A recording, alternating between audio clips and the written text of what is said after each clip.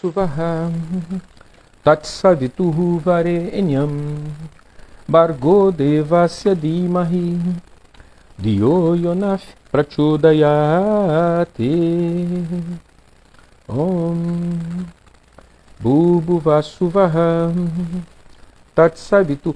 Namastê, Andréia. Harion. Uma boa noite. Namastê. Tatsavituhu Varenyam Bargo Devasya Dhimahi Dhiyo Yonah Prachodayate Om Bhuvasuvaham Tatsavituhu Varenyam Bargo Devasya Dhimahi Dhiyo Yonah Prachodayate Om Bhuvasuvaham Tatsavituhu Varenyam Bargo Devasya Dhimahi Dhiyo Yonah Prachodayate Om Bhuvasuvaham Tatsavituhu Varenyam Bargo Devasya Dhimahi Dhiyo Yonah Prachodayate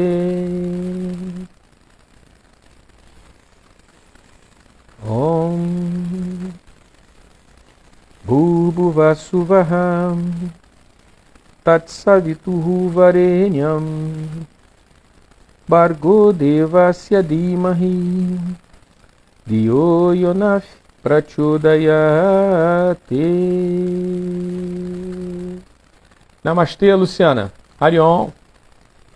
Luciana, eu escutei sua mensagem hoje no final da tarde e vou te responder, tá? Vou te mandar uma mensagem aí. Eu acredito que nós vamos trabalhar juntos. Vai ser uma experiência boa, acredito eu. Vamos ver o que o universo determina. Eu sempre deixo a cargo do universo as decisões. Salve, salve. Semana passada nós pensamos em se fazer uma live, mas surgiram uns imprevistos e nós tivemos que transferir a live da semana passada para hoje. Eu vou pedir uma gentileza a vocês, né? Se vocês podem clicar naquele aviãozinho que tem ali na parte de baixo, do lado da interrogação, e convidar quem vocês conhecem que poderiam gostar desse assunto para aqui para a live, para participar conosco. A André, eu já vi que ela tá na sala já. Eu vou convidar ela para entrar aqui para a gente começar devagarzinho.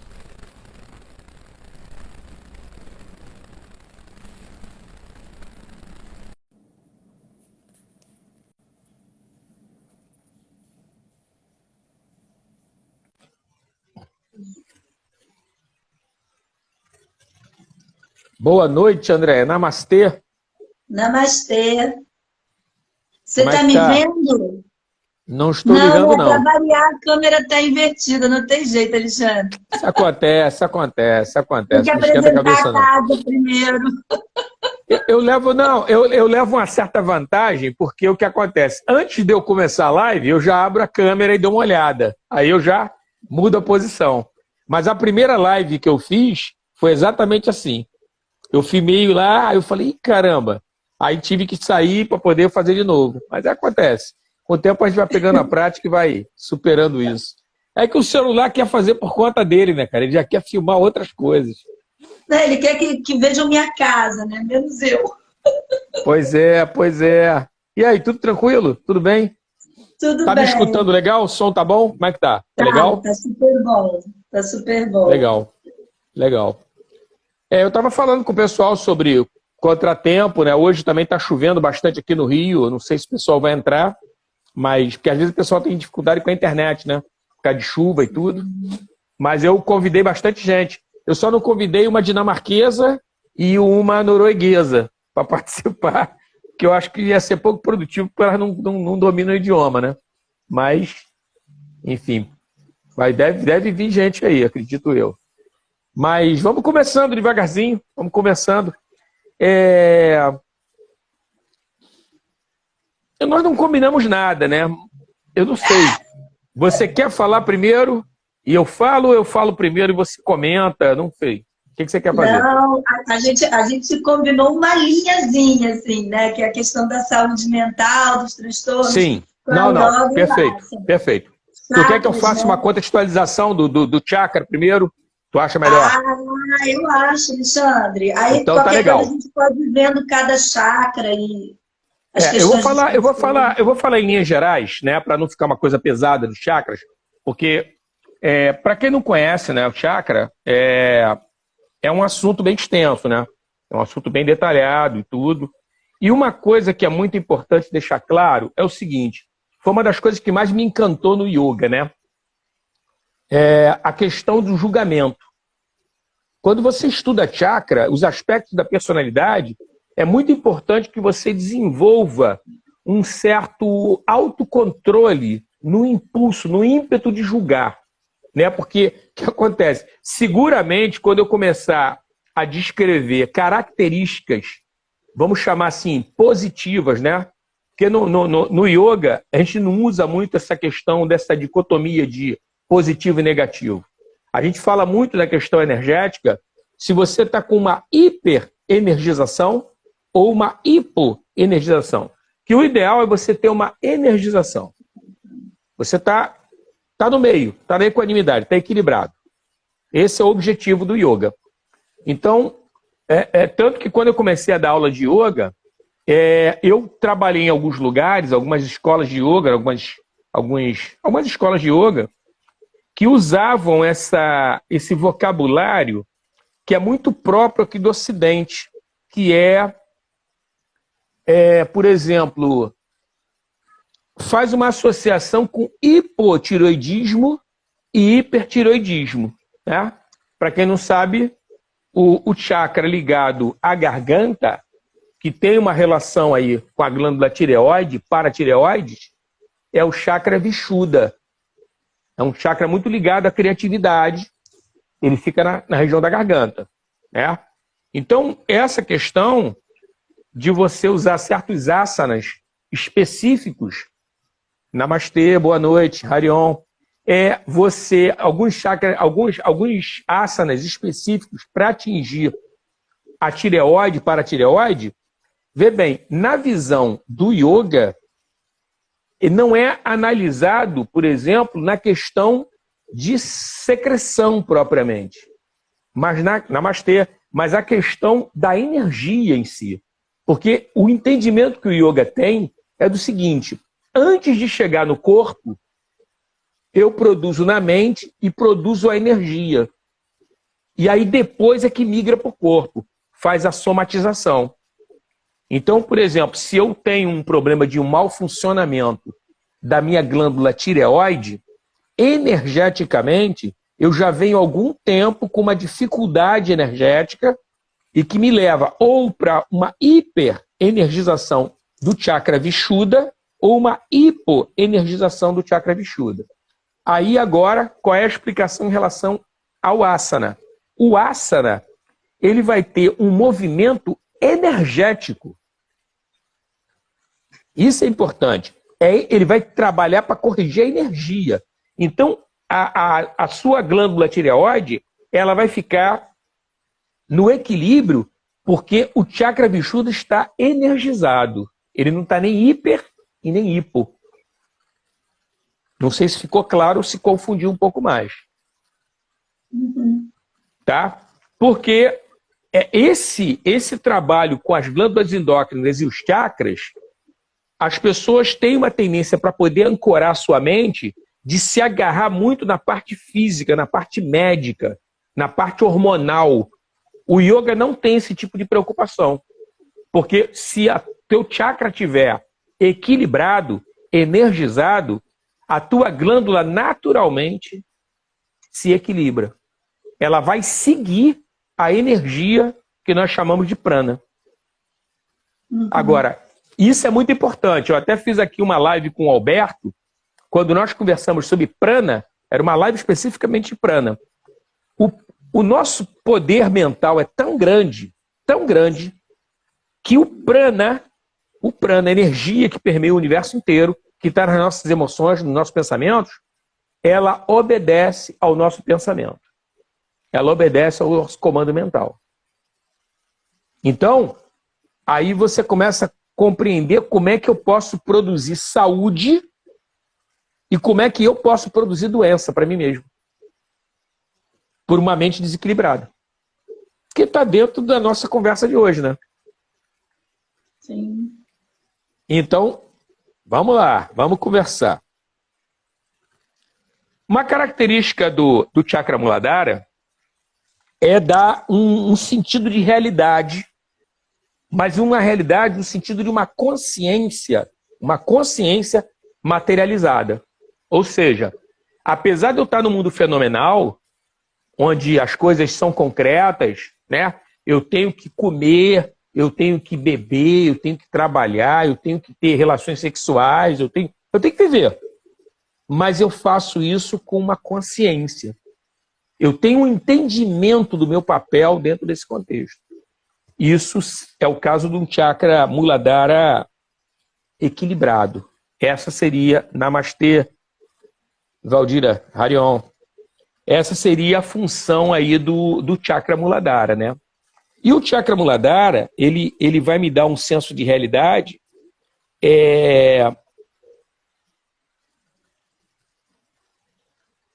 Ele vai me dar um senso de realidade. Como é que eu vou explicar isso? Ele vai me dar um senso de realidade pela própria natureza dele de aterramento. Porque essa palavra Muladhara significa raiz. Então você vê o seguinte, vamos tomar como base uma planta. A parte mais fundamental da planta é a raiz. É por ali que ela se nutre, é por ali que ela se equilibra. Então, eu já estou dando até uma dica dos asanas que vão colaborar para um equilíbrio do chakra Muladhara. São os asanas de equilíbrio, né? É uma coisa. E eles vão nos dar um senso de realidade. Eu costumo dar um exemplo bem prático, né, para as pessoas poderem compreender a ação do desequilíbrio do chakra Muladhara. Por exemplo, eu falei no início que o chakra Muladhara vai me dar um sentido de realidade onde eu pago as minhas contas, eu cumpro os meus acordos, os meus projetos, eu tento levá-los adiante. Então eu estou sempre com o pé no chão, né? E aí eu decidi ir ao supermercado, fazer umas comprinhas.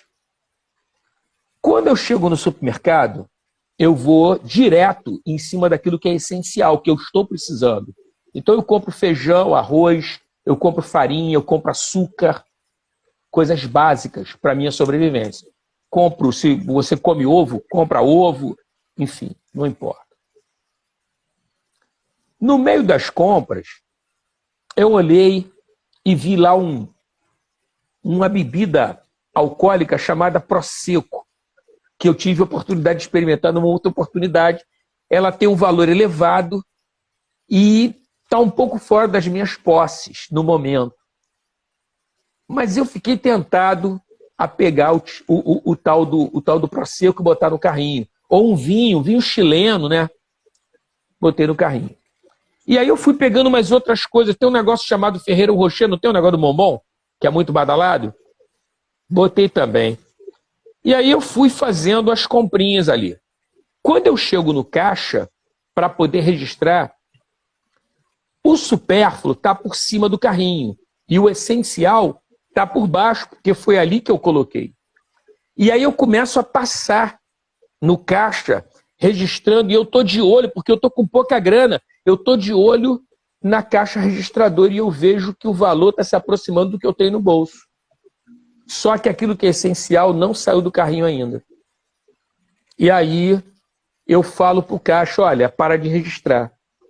Como foi registrado só os supérfluos, o essencial está no carrinho, eu me sinto assim envergonhado de ter que suspender a compra, e aí eu decido pagar com o que eu tenho, dá para pagar, eu vou embora com o supérfluo, e o essencial ficou. Isso é um exemplo prático de uma pessoa que tem uma má energização, uma hipoenergização energização do chakra Muladhara. Faz com que ela viva no mundo assim, sem estar ancorada, né? É um exemplo que eu procuro dar, bem simples, de como é que isso traz problemas para a nossa vida, né? Por isso a importância de você estar trabalhando isso. E agora, fica à vontade, Andréia, me fala sobre isso. Vamos lá, vou tentar. Eu estava te ouvindo e aí, na verdade, eu estava pensando um pouco na própria... eu pensei duas coisas, né? Quando você estava falando do estudo, né, nessa coisa do hipotiroidismo, do hipertiroidismo, dessa questão desse desequilíbrio energético e de que a busca é sempre o equilíbrio, que eu fiquei ouvindo as duas, né? Perfeito. Primeiro, assim, né? Desde uma coisa mais física, é diagnóstico diferencial para depressão a necessidade de fazer uma varredura da tireoide. Então, assim, quanto que as questões orgânicas precisam ser afastadas quando você vai pensar nas questões de saúde mental. Porque as questões de saúde mental, elas são mais sutis, né? Elas são da mente, elas não são corporificadas. Você não tem etiologia de esquizofrenia, de transtorno bipolar, você não tem. Você tem suspeitas, mas etiologia, ninguém bateu o martelo. Que é alguma coisa da alma, como diria o Freud, né? Que você gosta tanto. Bem sutil. Então, assim, isso é uma coisa. A outra é que esse funcionamento que você falou para o chakra, né, para os chakras e para a energia, é exatamente o pensamento da Gestalt, que é a linha que eu sigo. A saúde está no equilíbrio das forças e não nas polaridades. É nesse equilíbrio das forças. E aí, por exemplo, quando você descreveu o Muladhara, esse desequilíbrio do Muladhara, como você deu o exemplo do mercado, inclusive porque você escolhe, porque você fica, como é que se diz, envergonhado perante o caixa, ou seja, pelo olhar do outro, isso é um neurótico para a Gestalt. Antes de entrar em qualquer situação mais, sei lá, mais crítica de saúde mental, a neurose para a Gestalt terapia é exatamente quando você não prioriza aquilo que é necessário para você em prol do julgamento do outro. Porque aí você larga o que a gente chama de figura, que é importante, que se torna figura. Somos seres relacionais e a figura muda sempre. Para a gente não existe essência, né? Existe relação. E as relações vão determinando as necessidades. E assim, isso é o neurótico. Você fica pautado no que está fora e não no que está dentro, no que é a raiz. Correto. E aí começa todo o processo de adoecimento. Então, assim, se depois isso vai se transformar num transtorno mais grave, seja o borderline, seja o esquizofrênico, seja a depressão, seja o transtorno ansioso, a base é essa. É um descolamento das suas necessidades. Você para de se ouvir. Tem um gestalt terapeuta chamado Guilherme Leone, ele é argentino, que ele tem uma das definições sobre depressão que eu acho as mais lindas. Ele diz que a depressão essa do transtorno do CID, é quando a alma entra em greve. É quando você está tão desconectado de você mesmo e das suas necessidades lá no supermercado, das suas raízes, que você se desliga do mundo. A sua alma fala assim, chega, entra em greve. Né? Assim, para você ver como, né, como dialoga. Assim, né? Sim.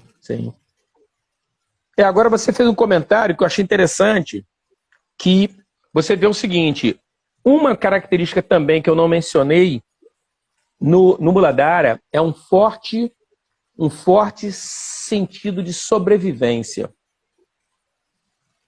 Né? Você vê que são coisas básicas, né? Fome, sede, a perpetuação da espécie, porque ele vai dialogar com o próximo chakra, que é o Swadhisthana, né? O Swadhisthana, ele tem uma questão na sexualidade, mas aí já é uma coisa mais sutil, ligado à sensualidade, à conquista, e aí não é só a conquista no aspecto sexual, mas ser gentil, ser atencioso. Essa característica é do Swadhisthana, né? Mas o Muladhara tem essa questão forte da sobrevivência, de você lutar para se manter, né? Como, por exemplo, uma árvore ou uma planta se sustenta no meio de uma tempestade, de um vendaval, ela se segura de todo jeito, né? Ela procura ancorar de uma maneira ou de outra. Ela busca ajuda, por exemplo, ela não se entrega. Ela luta, né? Então busca por uma ajuda profissional. Pô, cara, eu não estou bem, eu estou assim, estou assado. Então a própria não busca da ajuda já mostra o quão mal energizado está esse chakra, né? Tá faltando energia nele. Mas é o grande lance de não deixar o barco solto, né? Não deixar a coisa correr livre. Tá sempre se autoavaliando, se monitorando para não deixar agravar a situação, né? Sim. Agora, até porque estamos falando da nossa vida, né? Falando da nossa vida, né? Que é aquilo que tem mais importante. Sim, mesmo em desarmonia, vê se faz sentido, assim, uma pergunta, né? Até para uma coisa que eu estou pensando. Mesmo em desarmonia, a busca é sempre pela vida, né? Autoproteção e vida. Sim. Isso é uma característica do Muladhara. Porque é assim que a gente, na Gestalt, entende os adoecimentos psíquicos também. Seja o ajustamento psicótico, o transtorno borderline, todos esses que as pessoas ouvem, para a gente, por mais que pareça disfuncional, a gente não entende como um adoecimento. A gente entende como um sofrimento psíquico, óbvio, disfuncional, mas é uma busca do sujeito, por mais desarranjada que pareça, pela vida, pelo equilíbrio. Entendi. É porque foi o melhor que ele pôde fazer com as condições que ele tinha. Certo. Uma leitura confusa, mas é o que ele está buscando, né? É o que ele pode fazer, exatamente. É o que ele pode fazer. Eu estou tentando me lembrar agora de uma frase que eu vi ontem na coisa, foi até a Clara. A Clara de vez em quando entra, eu acho que ela não está na sala, não entrou. Mas ela vai muito na live de sexta-feira, e ela estuda Jung, né? E aí ela fez uma postagem sobre Jung ontem, sobre a punção da morte, né? A punção da morte. E aí eu estava falando, eu fiz um comentário com ela, nem sei se o comentário apareceu, mas também pouco importa, né? O Muladhara aí, ó, pouco importa se alguém viu o comentário. Essa questão, porque tem uma relação com o libido, né? Tem uma relação com o libido, só que é uma situação, pela maneira com que ela perguntou, eu não estou tentando me lembrar da pergunta para poder fazer mais sentido para vocês. Mas, pela pergunta dela, eu estava falando para ela que era extremamente difícil responder aquela pergunta, né? Que era uma pergunta sobre a questão da pulsão da morte. Porque as pessoas são um leque de possibilidades, né? A história de uma pessoa sabe, são muitos detalhes. Então não é uma coisa cartesiana, matemática, que você fala assim, isso é aquilo. Não dá para fazer assim, né? Então é uma coisa difícil. Mas enfim, mas é legal. Eu, pelo menos, eu me divirto com esse tipo de coisa, porque te obriga a pensar, né? Quando surge esse tipo de drama, de situação, né? E isso é uma coisa porque eu sei que tem muito professor de yoga que não usa, mas eu uso a anamnese do Ayurveda. Já é uma outra história, não vamos nem entrar aqui no mérito, eu só estou fazendo um comentário para mostrar o seguinte, o recurso que o yoga tem, que está disponível, melhor dizendo, para o yoga, não é só o yoga em si, mas o Ayurveda, quando ele vai falar sobre Vata, Pitta e Kapha, ele vai estar falando sobre uma série de aspectos dessa pessoa. E como é uma anamnese, a própria pessoa preenche aquilo, não sou eu que preencho. Não sou eu que vou falar do teu nariz, da tua boca, que vai falar é você, cara. Se você acha que teu nariz é grosso ou fino, isso é uma percepção tua. E essa percepção, de novo, né? O senso de realidade é como é que eu me vejo. Quando a Anjali estava internada, a minha filha estava internada, assim que ela nasceu, Namastê, assim que ela nasceu, ela teve um problema a nível cardíaco, né? Ela tem Down, veio com uma má formação, então ela ficou internada quase um ano, 7, 8 meses, fez uma cirurgia e tudo, depois é que foi recuperar. E tinha uma menininha, uma garota devia ter uns 14 anos, internada lá também. E a garota sofria de anorexia. Ela tinha uma sonda no nariz, que era por onde ela se alimentava. Cara, a garota, ela se achava gorda, cara. Cara, com todo respeito, a garota era muito magra. Imagina uma modelo. Essa modelo era o triplo, quádruplo dela. A garota era extremamente magra. Mas ela se via gorda. Então, quer dizer, essa realidade dela tá por algum lugar, cara, mas não tá com ela. Ela não tinha mais uma percepção de olhar no espelho e se ver. Ela via uma outra coisa no espelho. Então, essa perda da realidade está relacionada à muladhara. Né? Ontem eu postei um vídeo aqui no Instagram, um videozinho pequeno, que eu estou falando sobre fake news. Fake news é disfunção de muladhara. Cara. A mentira é disfunção de muladhara. Quando você está com ela em mau funcionamento muladhara, uma baixa energização, cara, você não somente como você acredita em mentiras, é um mundo paralelo, um mundo de fantasia. Entendeu? Agora, o ser humano, é importante deixar claro isso, que ele não é estático, né? Eu não estou o tempo todo em hipo, eu posso estar em hiper também. Então, quando uma pessoa é extremamente egoísta, uma pessoa extremamente apegada às coisas tangíveis, né? Quer ver só? Sentimento de escassez. Ah, eu não vou ter o suficiente. Eu estou aqui angustiado porque eu não vou ter o suficiente. Isso é uma hiperenergização do muladhara. Entendeu? Ele está preocupado e ele fica ali segurando o dinheiro, sabe? Como uma pessoa avarenta. Segurando o dinheiro, ele está com energia, a energia não está fluindo. A energia tem bloqueios ali. E você vê isso em termos de corpóreo também. Uma pessoa que tem as couraças do Reich, muitas couraças, ela tem uma hiperenergização de muladhara. Entendeu? A energia não flui por excesso. Sim. Sim. Agora, não sei como é que vocês, se você tem algum paralelo de patologia ligado a esse aspecto que eu estava falando para você da hiperenergização do muladhara. Então, transtorno de ansiedade. O que você acha? O que é o transtorno de ansiedade? É ansiedade. Inclusive, isso é outra característica de muladhara. Apesar de ser um chakra raiz, essa elaboração intelectiva para justificar suas dificuldades já está ligado à hiperenergização. Já viu pessoa que sempre tem uma explicação, ela sempre tem uma justificativa, desculpa a expressão, ela faz as merdas e sempre tem uma justificativa racional, lógica pelo que ela fez. Por exemplo, pessoa que você falou do transtorno de ansiedade, achei perfeito. Eu já trabalhei com pessoas ansiosas, né? Até tô fazendo um trabalho tô com um trabalho em andamento de um curso de ansiedade, ligado à ansiedade, para tratamento de ansiedade. E a pessoa ansiosa, ela fica arrumando justificativa para explicar as coisas que ela faz ou deixa de fazer. Entendeu? E quem está de fora, tá evidente, cara, que a pessoa está desequilibrada. Né?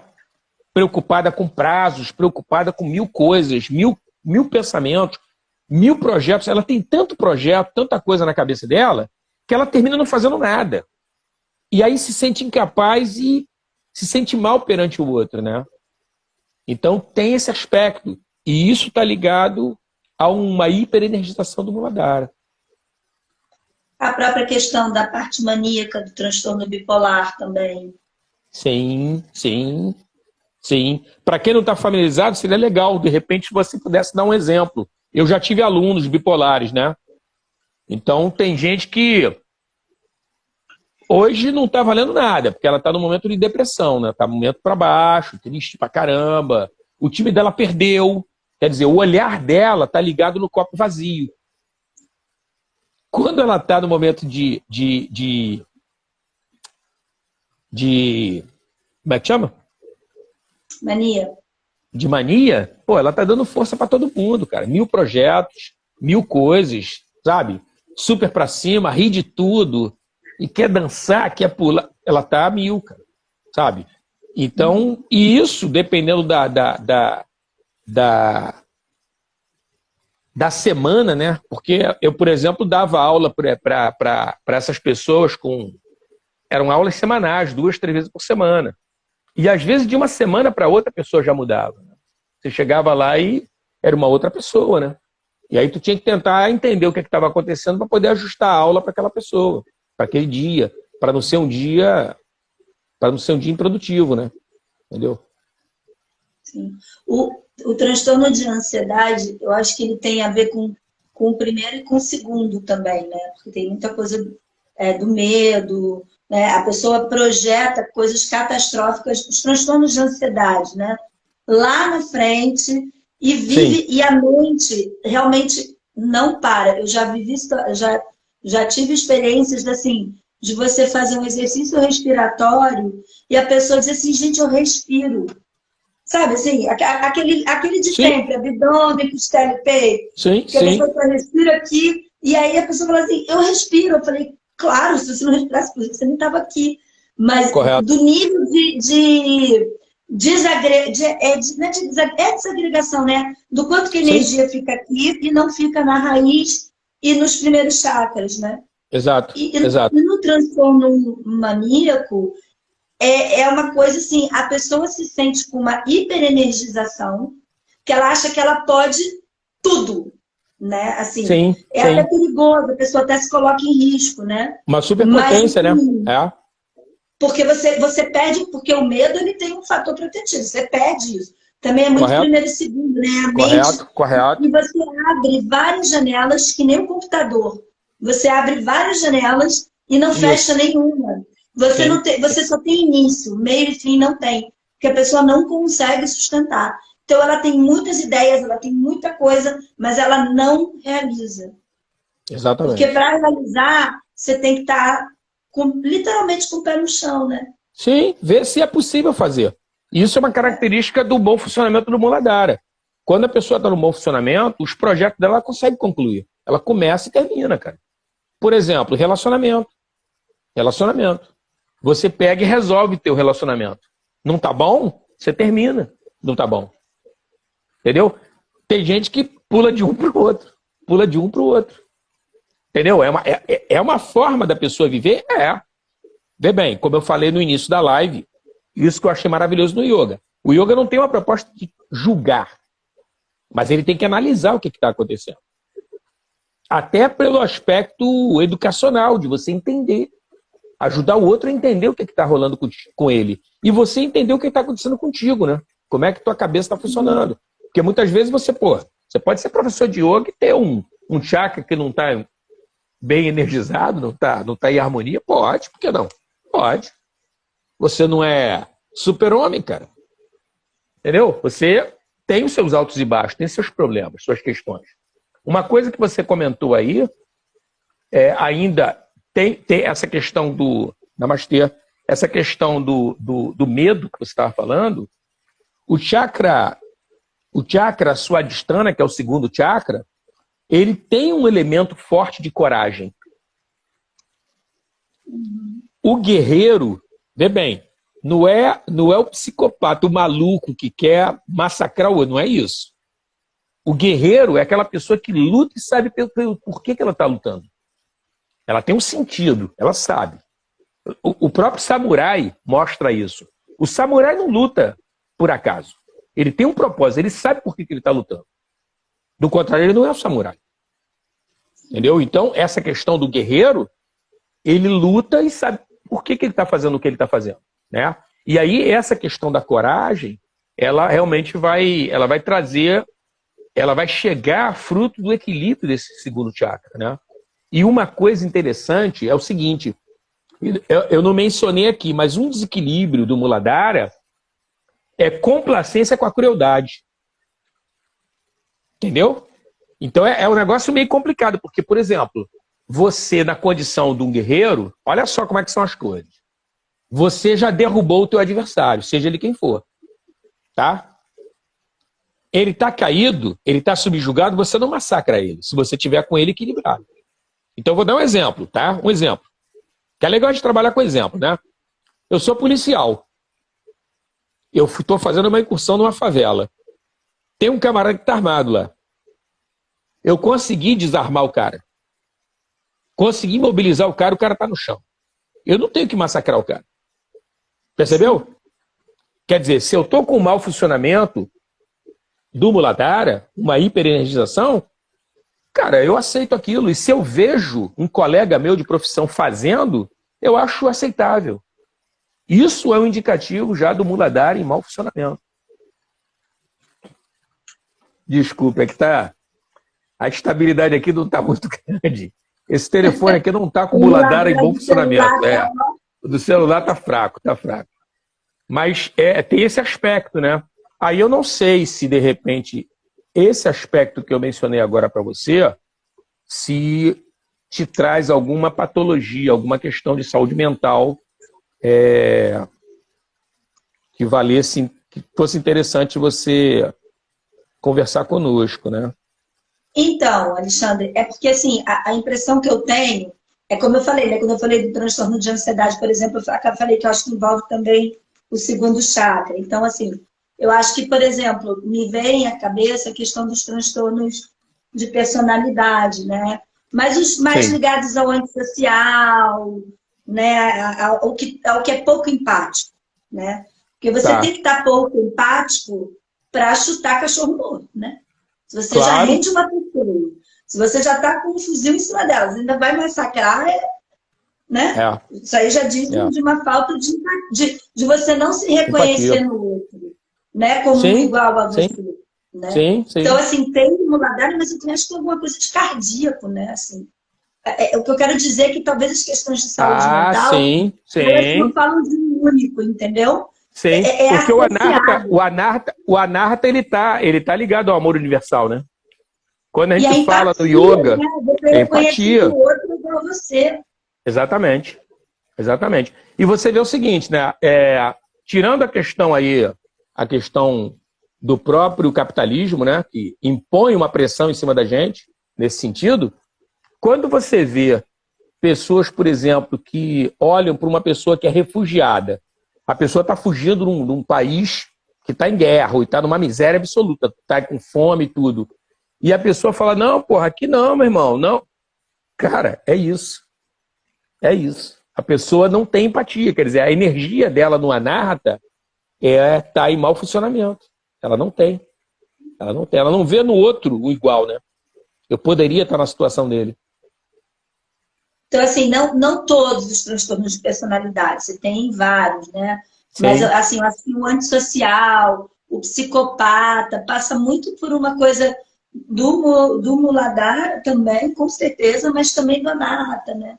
Assim, porque não tem essa empatia. O outro se torna um objeto. Você lida com objetos, você não lida com pessoas. Sim. E quando você falou agora... Claro que essas pessoas, porque também assim, eu acho que tem que é muito duro, né? Quando você esbarra com um psicopata mesmo, né? A gente está falando dessas pessoas que matam, esses assassinos em série, essas coisas bem... É claro que é muito difícil, mas a rigor, se você olha, são histórias muito catastróficas, né? Sim. Também, de vida, de violência. A história de vida, né? História de vida, né? Agora, o que acontece? Vê bem, isso é importante, foi muito bom você comentar esse assunto pelo seguinte, olha só. A palavra Vassana significa uma tendência, não é tendência, melhor desculpe, apaga a tendência. Samskara é tendência. Vassana é uma ação, Vassana é uma experiência que você faz. Quando você vai praticando Vassana, e o Vassana, ele vai produzindo um prazer na sua mente, seja o que for. Namastê. Seja você comer um doce, seja você dar um abraço em alguém, seja você fazer um tipo de trabalho. Você está praticando um Vassana, mas gerou uma experiência boa, gostei.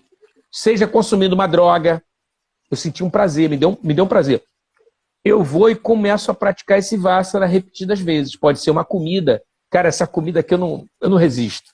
Sempre que eu estou nesse lugar aqui, essa comida é tão maravilhosa que eu sempre como a mesma comida. Por quê? Porque essa comida me dá prazer.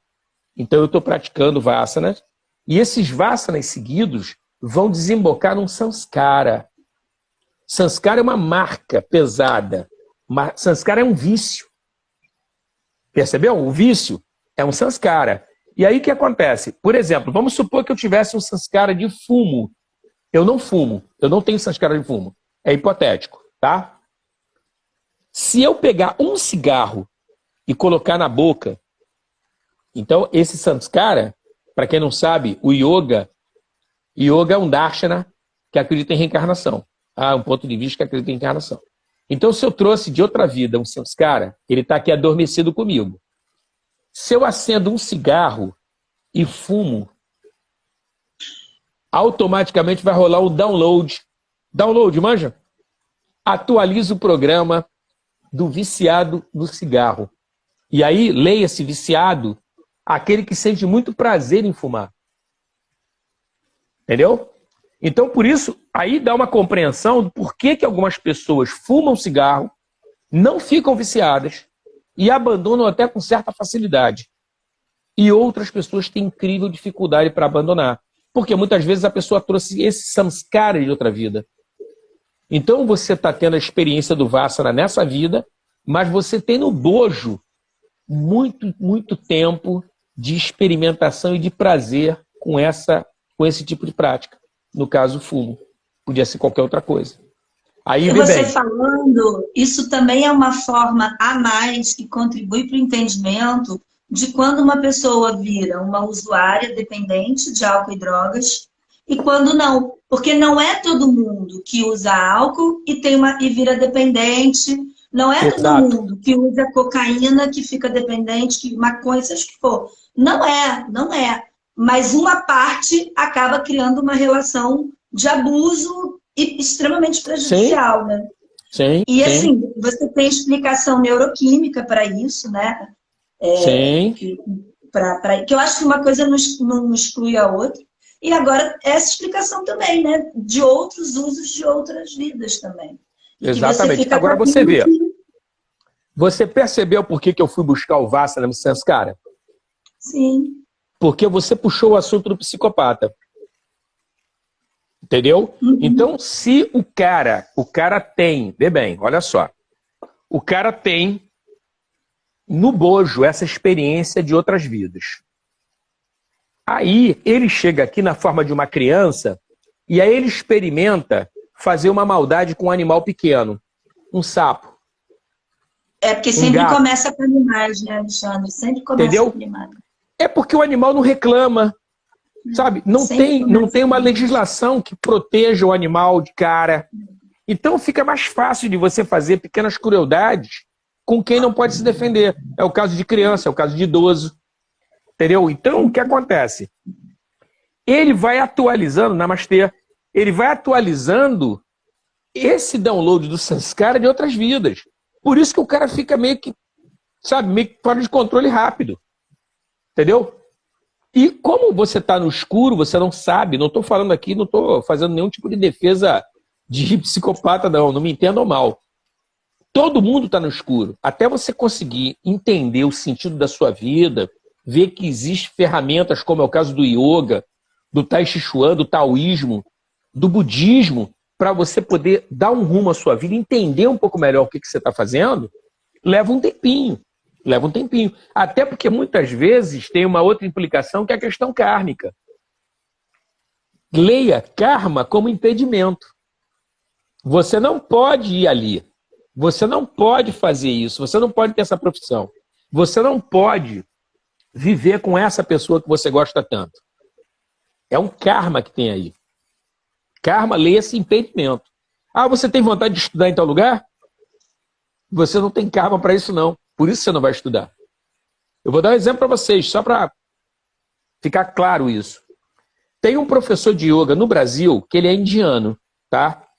Ele é professor de yoga, mas ele é professor de física também. É o Harbansh. Ele mora no Ceará. Eu tive a honra, a oportunidade de conhecer ele pessoalmente. O que aconteceu com ele? Ele estava sujeito ao sistema de castas na Índia. Não sei se vocês estão familiarizados com como é que é o sistema de castas. O sistema de castas foi criado pelos rishis, muito sabiamente, para trazer equilíbrio à sociedade védica. Como é que foi feito isso? Por vocação. Vocação. Então, por exemplo, se eu tenho um filho que não tem a mesma vocação que eu, ele não vai ficar na mesma casta que eu. Ele vai ficar em outra casta. Então, a princípio, tinham 4 castas. Tinha os brahmanes, que são os sacerdotes, médicos, artistas plásticos, engenheiros. Você tem os kshatriyas, que são os administradores, os militares, quem mantém o equilíbrio e a proteção da sociedade.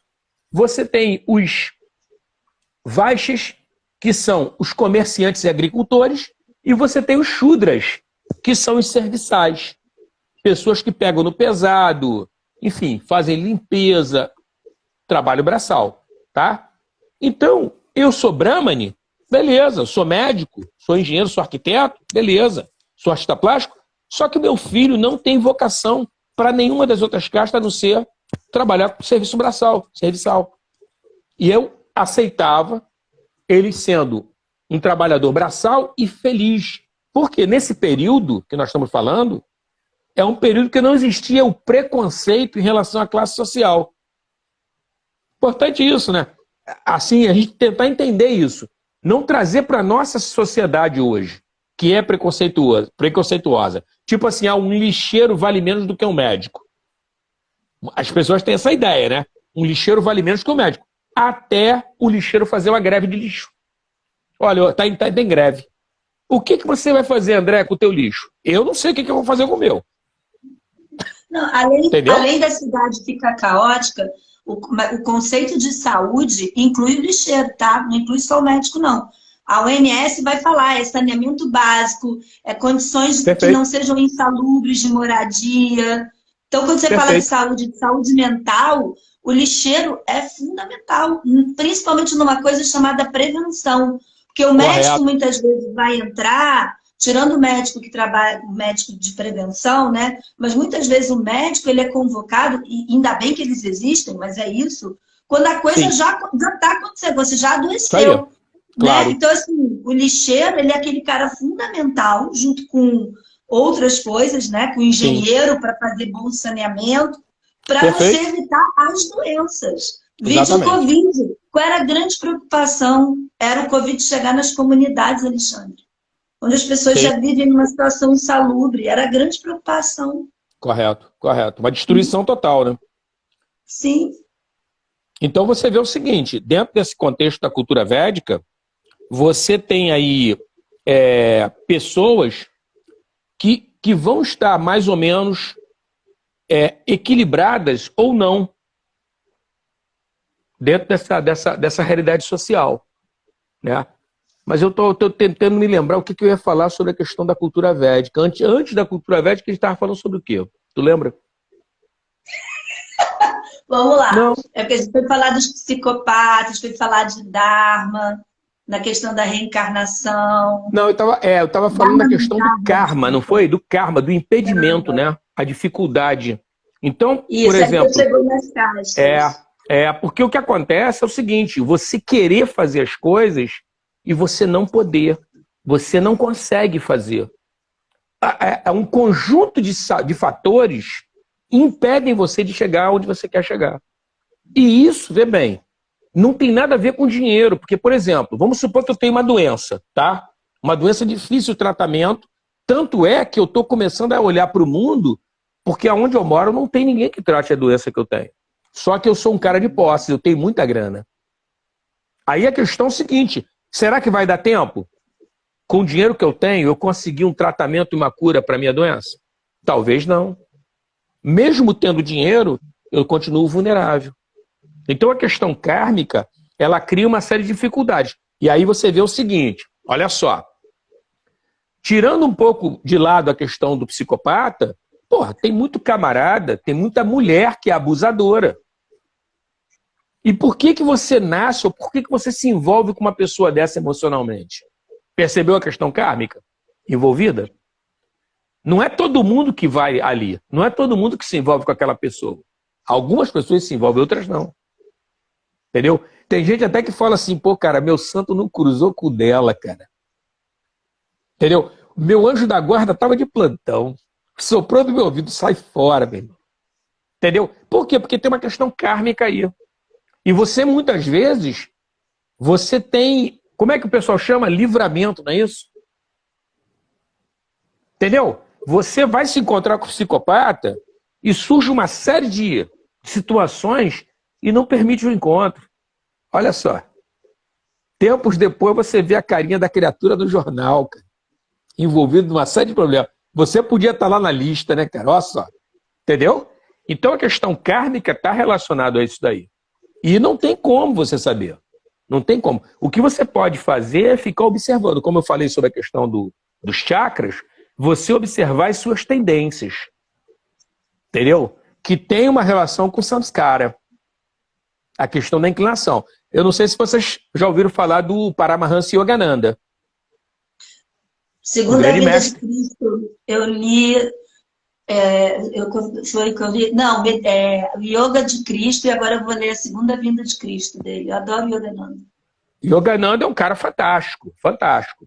Só que é o seguinte, ele não conseguiu se livrar, ele conseguiu se livrar da gula de doce, especificamente doce, pouco antes de morrer. Entendeu? Isso não tira o mérito do cara, o trabalho dele, não tira o mérito dele. Entendeu? Mas você vê que não é fácil. Sexo não foi um problema para ele. Tranquilo.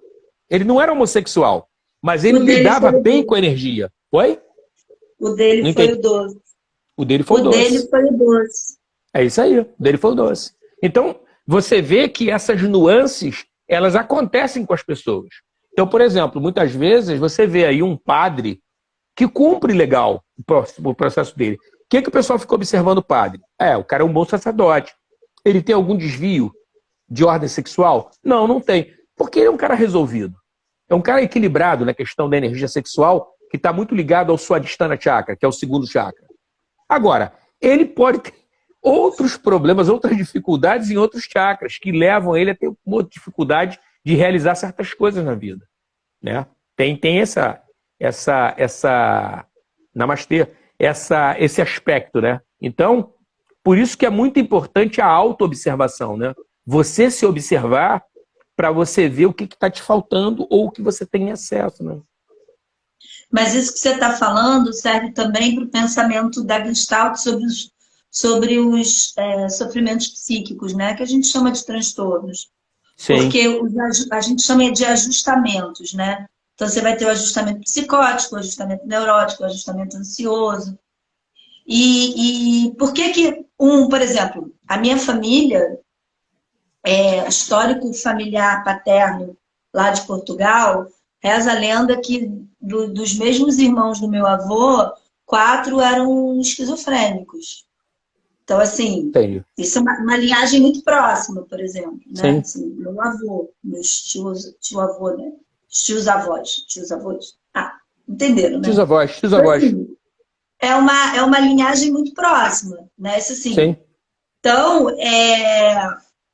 eu posso entender com o que você está falando, né? Do karma. Pode ser meu karma, por exemplo, o desafio de tomar cuidado com situações, porque eu posso rapidamente ser uma psicótica, né? Eu tenho a questão genética e tenho a questão do que pode, das minhas fragilidades, porque eu me lembrei por causa do padre, me levar ao que seja a minha dificuldade. Desculpa, é só o pronto. Não, tranquilo. O telefone está ganhando vida, É a Sol puxando a toalha que segura o negócio, vocês acreditam, gente? Ela não para. Então, assim, deixa eu só voltar, que eu acho que eu até desorganizei meu pensamento. Quando você estava falando do Yogananda, do doce, porque a gente, né, do padre, que pode ser outras coisas, me veio isso na cabeça. Eu posso ter uma predisposição genética, por exemplo, isso é uma forma de explicar. Outra forma de explicar por outras vidas, talvez o meu desafio seja não ter uma experiência psicótica. E a minha facilidade pode ser ter uma experiência psicótica. Como em outro, pode ser ter a experiência com cigarro. O outro pode ser com droga. É isso que eu quero dizer. Porque para a gente da Gestalt, qualquer um pode ser qualquer coisa. Entende? Você não tem garantia de qual adoecimento você vai ter. Entendeu? Ficou confusa. Não, entendi. O que eu queria comentar que é o seguinte, nós ocidentais temos uma tendência a ter essa visão no sentido do seguinte, por exemplo, meu pai teve câncer, minha mãe teve câncer, eu sou um potencial canceroso. Não. Na visão védica, não. Não necessariamente. Por exemplo, vou dar um exemplo suave, tá? Suave, não patológico. Eu sou o único praticante de yoga da minha família. Eu também. Simplesmente isso. Entendeu? Então o que acontece é que muitas vezes você chega numa família por outros motivos. Às vezes um motivo até de aprendizado e aprender, às vezes até com a dor do outro. Entendeu? Mas você precisa daquela experiência. Por isso que você se sentiu atraído por essa família. Isso, de certo modo, se contrapõe um pouco a algumas visões que tem aqui no Ocidente de inimizade. Eu posso, às vezes, nascer na tua família e nunca nem ter conhecido você em outras vidas, cara. É a primeira vez que a gente está se encontrando e nós somos familiares, somos primos, irmãos, enfim. Não importa. Entendeu? Então, na visão védica, isso é diferente. Isso é diferente. Por isso é que cada caso é um caso. Não dá. Você pode ter uma irmã gêmea e ela tem uma trajetória de vida completamente diferente da sua. Completamente diferente. Porque você tem um karma, ela tem outro. Vocês, por acaso, são gêmeas nessa vida. E talvez nunca tenham se encontrado em outra vida. Isso é que eu acho que é fantástico, porque são muitas possibilidades, né? E aí você obrigatoriamente tem que olhar para você. Não tem jeito. Você vai ter que olhar para você. Ver o que te impulsiona para isso. O que te leva. Quer ver só um negócio? Vou contar um lance para vocês. Pouca gente sabe disso. Essa carinha que está aqui, tá vendo? Segundo quem viveu com ele, é a cara do meu avô paterno. O pessoal diz que eu sou a cópia xerox dele. E falam que o meu temperamento é o mesmo temperamento do meu avô. Graças a Deus eu conheci o yoga, porque olha só, isso não me diz absolutamente nada. Se for, beleza. E se não for, beleza também. Por quê? Porque eu tenho que viver esse momento que eu estou vivendo. O passado passou. Sabe, o que eu fiz ou deixei de fazer, nem lembro. Nem lembro. E outra vez, eu nem lembro. Tá entendendo? Então, porque é muito importante, eu vejo que às vezes a pessoa tenta se agarrar ao passado, sabe? Buscar algum tipo de ajuste, algum tipo de comparação. Porra, não cabe, cara. Não cabe. Não cabe. Até porque quando você chega, você termina... Aí entra aquela questão de Buda, dos agregados. A tua mãe, teu pai, teus irmãos vão exercer, tua vizinhança vai exercer uma influência muito grande sobre você. Na questão dos agregados, formando a tua personalidade. Totalmente diferente do teu avô, da tua avó, cara. É uma outra época. Às vezes nós estamos falando aqui 100 anos atrás, a distância. Cara, um século é muita coisa, cara. Muita coisa acontece em um século. Basta ver que até o começo do século XX, mulher não votava. Não só mulher vota, como mulher agora até presidente, cara. Vira presidente. Olha que mudança, cara. Olha que mudança na sociedade. Entendeu? Então não dá pra gente ficar se comparando com o passado, criando esse tipo de relação. E tem um detalhe também, né? Eu procuro ser muito prático. O que isso me ajuda hoje? Saber disso ou ter essa informação? Se não me ajuda, cara, serve pra nada pra mim hoje. Entendeu? Não é relevante. Sim. Quero perguntar a você sobre a questão de compulsão. Compulsão. Porque isso também é um mau funcionamento de Muladhara. A pessoa que tem uma má energização de Muladhara, ela tem tendência à compulsão. Uhum. Mas você vê essa relação na Gestalt? Aí você está falando das compulsões ligadas a comida, jogo, sexo. Não consegue se controlar. Isso aí, ó. Não consegue se controlar. E detalhe, não precisa ser necessariamente uma pessoa maníaca, né? Ou precisa? Não, nem toda pessoa com transtorno maníaco é compulsiva. no momento da mania, ela pode ficar extremamente irritadiça, tem outras formas, né? E não necessariamente quem sofre uma compulsão é maníaco. Vide a bulimia, por exemplo. A bulimia é uma forma, né? Tem uma hora que você tem um comportamento alimentar de compulsão. Sim, sim. Você faz um movimento de comer sem parar. Aliás, você pode pensar num pensamento compulsivo, tanto no comer, quanto no depois, no se punir pelo que comeu. E aí vem as medidas de vômito, exercício físico excessivo. Bom, aí tem vários, né? Vários níveis. E até a compulsão de ficar controlando a caloria.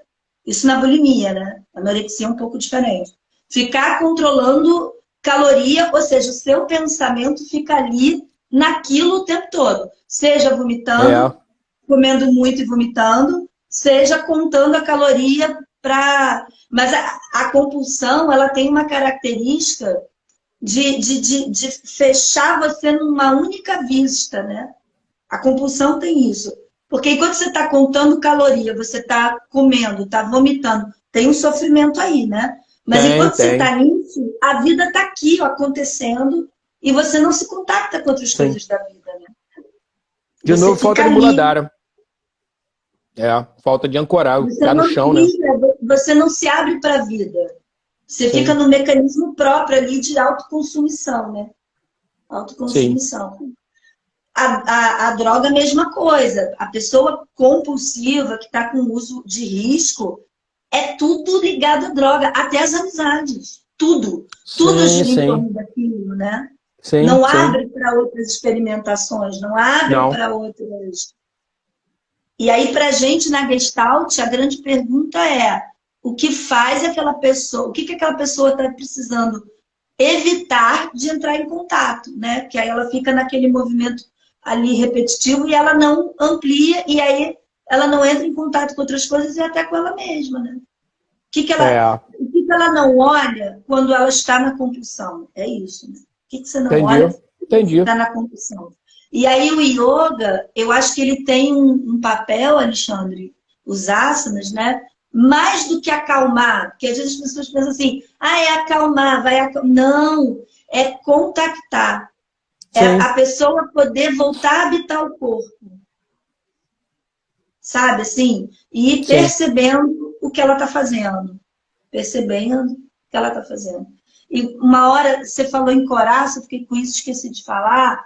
Muitas vezes, numa postura de yoga, eu já tive experiência assim, comigo e com outros, né? Com alunos. Da pessoa chorar, ouvir uma lembrança. Sim. Rola isso. Né?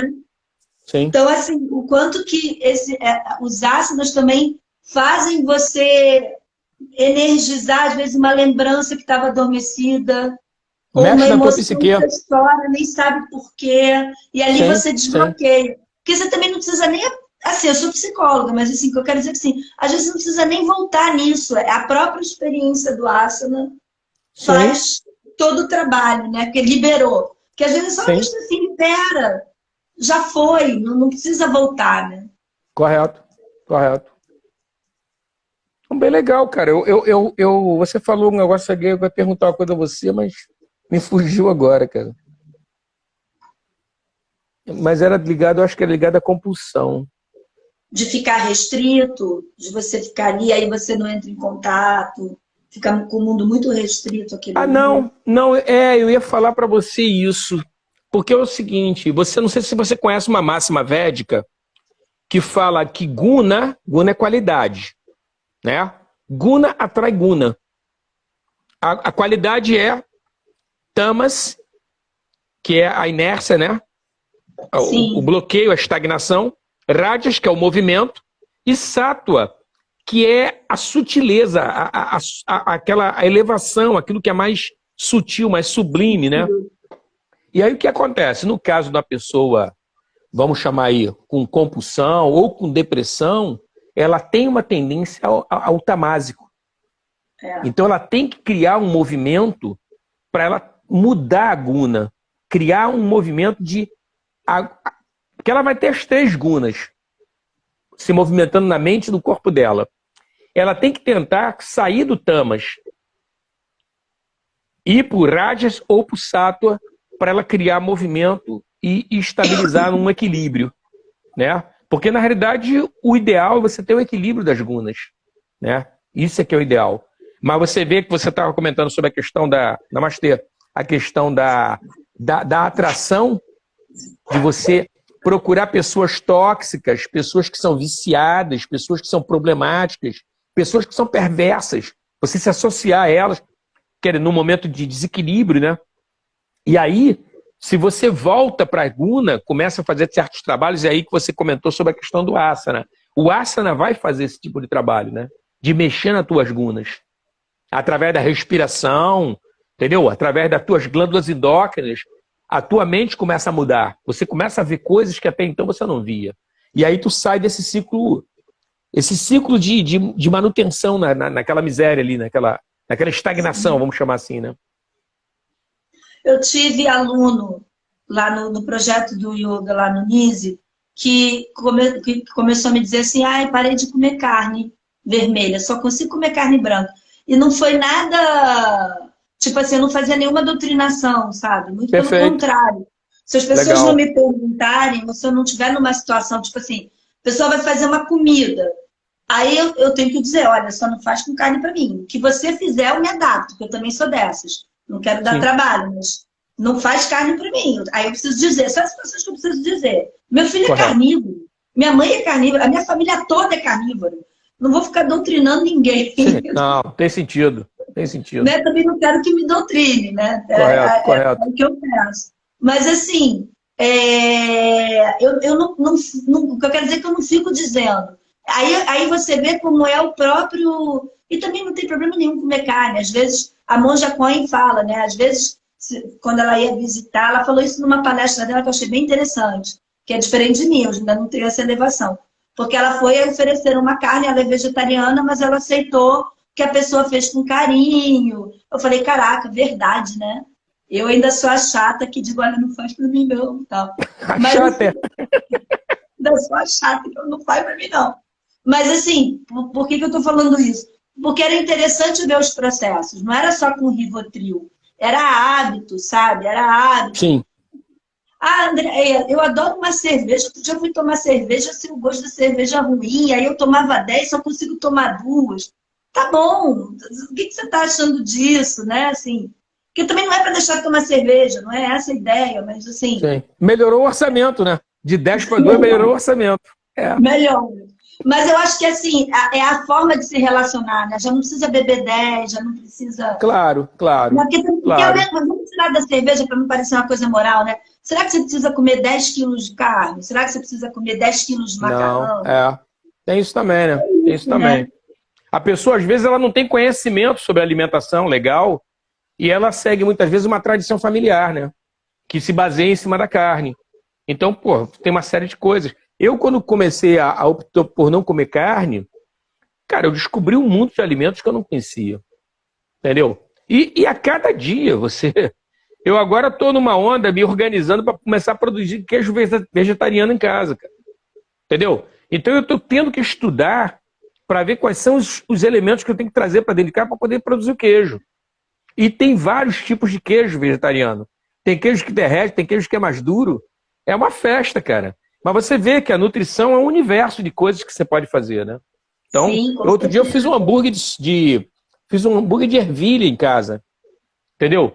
Cara, ficou bom pra caramba o hambúrguer. Entendeu? E, cara, pra mim, se você falasse, sei lá, 2 anos atrás, eu ia até rir, cara. Pô, hambúrguer de ervilha, cara, caraca. Mas eu comi um hambúrguer de grão de bico. Aí essa experiência, eu falei assim, pô, então é possível, né, cara? O de grão de bico é maravilhoso, inclusive. Eu adoro. Pô, de lentilha, cara. De lentilha. Dá pra fazer uma porção de coisa, cara. Feijões, cara. Eu tive o cara fazendo no Instagram, aqui no Instagram. O cara pegou um feijão cozido, cara. Botou farinha, apertou, amassou, temperou. Ele fez um hambúrguer, cara, ali. Entendeu? Cara, são coisas que dá pra fazer, cara. A gente não tem conhecimento. E eu também tenho um detalhe. Eu acho que muita gente que tem uma certa inibição... aí a Graça está dizendo eu quero. O pessoal tem uma certa inibição, cara, de estragar comida, né? Eu não sei se o pessoal concorda com isso na live, mas isso era uma preocupação que eu tinha, porque eu fui educado dessa maneira, né? Pô, cara, tem gente passando fome, cara. Não deixa comida no prato, aquela coisa toda, né? Então, eu cresci dessa maneira, tendo o maior cuidado com comida, né? Então, eu acho que tem muita gente que não se arrisca a fazer certos pratos, porque, pô, cara, se ficar ruim, se estragar, eu vou ter que jogar isso tudo fora, não dá pra comer esse troço, entendeu? Então, eu penso assim, eu não tenho esse negócio, né, cara? Eu tive no quartel, passei fome, eu sei o que é isso, então, se ficar ruim, eu vou comer de qualquer forma e da próxima vez vai melhorar. Eu faço isso, cara, não esquenta a cabeça, não. E eu compro os ingredientes, erro, acerto e vamos embora, vamos em frente. Não paro, não, entendeu? Então, porque a vida é prática, né, cara? A vida é prática, a gente vai descobrindo as coisas aos poucos, né? É desse jeito mesmo, não tem muito como fugir dessa situação. O bom seria fazer download de tudo que é bom, né? De uma vez só. Já só vivia coisa boa, mas não é assim, né? Agora, eu acho assim que o yoga são 8 passos, né? Então, os asanas, eu acho que é o terceiro, né? Eu acho que assim, ele é uma porta não somente para a meditação, mas assim, de fato, para mudanças que vêm de dentro para fora. Quando você vê, Sim. você já mudou. Sim, sim. É muito sutil, é um processo, né? É um processo. Você, de uma semana para outra, você muda. É que você não repara. Até porque também você está ocupado pagando conta, né? Fazendo o teu trabalho, dando atenção a pessoas. Às vezes não dá tempo de você perceber o quanto você já mudou. Mas que você mudou pra caramba já, mudou. E o tempo todo muda, né? E você vê, nós estamos falando só de asana, não falamos de pranayama, né? Pranayama, a parada é mais braba, cara. Eu não sei, já fizeram dieta de pranayama? Começa com 5 minutos, cara. Eu peguei o curso de formação e botei lá, né, pô? Tem que fazer, ó.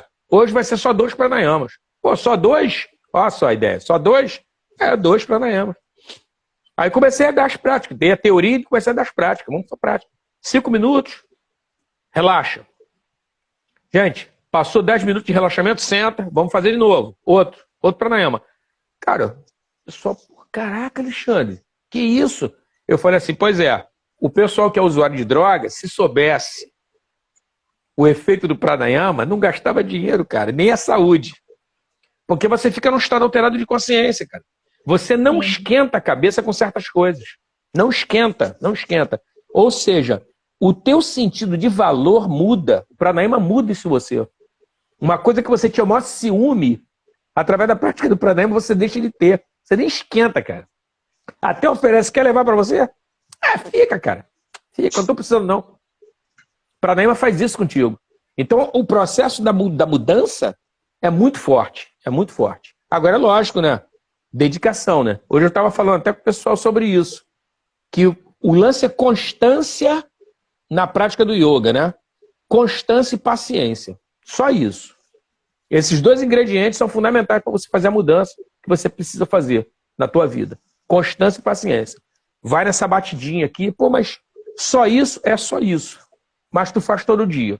E depois tu me conta como é que ficou. Você muda. Você muda. É fantástico. Olha lá. A Graça fala a mesma coisa. A Graça foi minha aluna, cara. Figura sensacional. Ela não fez a formação comigo, não. Ela fez com... Tu conhece o coisa? Como é o nome dele? Caraca, viu o nome do cara agora e fugiu. Qual é o nome dele? Graça. Que deu a formação para você. Ele faz o... É Maurício Salem. Ela fez a formação com o Maurício Salem. Não foi, Graça? Maurício Salem? Tu conhece, Andréia? Maurício Salem, não? Ele trabalha com yoga ligado à área de educação, né? Yoga em escolas e tudo. Trabalho bacana que ele faz. E detalhe, né? Eu não sei. Nós só falamos praticamente só de Muladhara, né?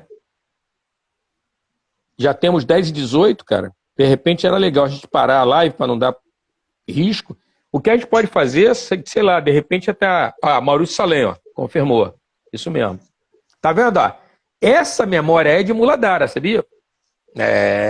Muladhara, rapaz. E tem um detalhe também, né?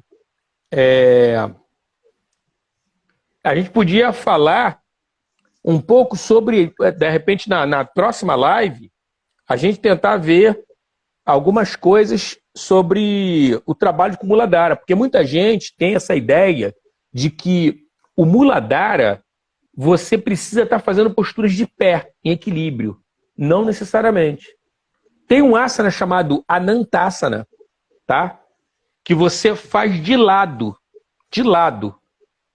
Tá deitado no chão. Só que à medida que você estica a sua perna, a perna que está em contato com o chão, a outra vai estar suspensa, você segurando ela, tá?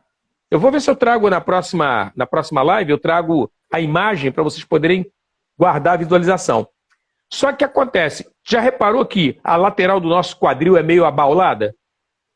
Nas mulheres até mais do que nos homens. Mas de qualquer forma, ambos têm dificuldade nisso. Então, um recurso para você poder manter o equilíbrio deitado, porque senão você toma ou para frente ou para trás, é você flexionar a perna que está em contato com o chão.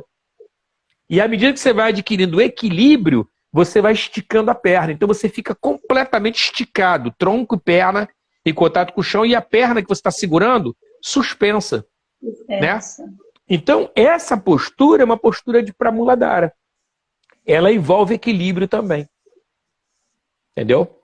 Então, são posturas que podem ajudar a pessoa, se ela tiver com uma hipoenergização, pouca energização em Muladhara, dela aumentar isso. O pessoal que está sempre com a cabeça no mundo da lua, né, distraidão, né, faz postura de equilíbrio para Muladhara, entendeu? Ajuda muito. As posturas de pé, aterramento, isso ajuda bastante. Mas essas posturas deitadas, que vão levar você para uma situação de equilíbrio, também vão ajudar, entendeu? Então não é só postura de pé. Por exemplo, tem uma postura chamada Ubhaya Padangusthasana, que você segura o dedo gordo de cada pé e você estica as pernas, ficando equilibrada no cóccix. Né? Como também tu tem aquela Upavista Konasana, também é sentada. Tu equilibra no cóccix. Tudo trabalha no Muladhara. Tudo trabalha no Muladhara. E essas deitadas, Alexandre, eu acho que talvez atinjam mais a pessoa quando ela está mais tamásica, como na depressão. Porque talvez pedir para ficar em pé e equilibrar, dependendo do quadro, é muito. Mas talvez deitado, né? Você começa a fazer uma energização, porque você tem que graduar, né? De acordo com a necessidade da pessoa. É isso aí. Porque tem que ser uma coisa prazerosa, né? Tem que ser um bem-estar. Porque olha só, isso aqui é muito legal, você comentou. Se não houver prazer, lembra do Sanskara e do Vasana? Se não houver prazer naquela coisa boa, você não vai repetir. Sim. Por mais que ela seja boa, você não vai repetir. Então você tem que ter essa malandragem de pegar aquilo que é bom e tornar aquilo prazeroso. Sim. Tem que gerar um prazer em você. Para você poder repetir, do contrário tu larga. Por que o pessoal pratica yoga? Porque dá um bem-estar. É a mesma coisa do pessoal que pratica ginástica, academia. Seja crossfit, não importa. Musculação, porque dá um bem-estar na pessoa. Rola um prazer ali. Por isso que a pessoa fica.